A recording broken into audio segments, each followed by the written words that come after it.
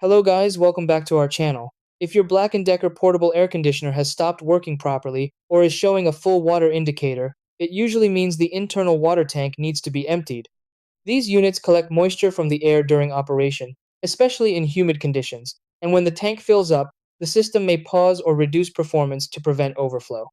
Many users are unsure where to drain the water or how to do it safely, which can make the process seem more complicated than it actually is.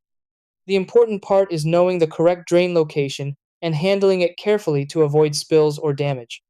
In this video, I'll guide you through the exact steps to empty your Black& Decker portable air conditioner quickly and safely. Step 1. Turn off the air conditioner and unplug it from the power source. Step 2. Place a container or tray under the drain outlet to collect water. Step 3. Locate the lower drain plug at the back of the unit. Step 4. Remove the drain plug carefully to release the water. Step 5.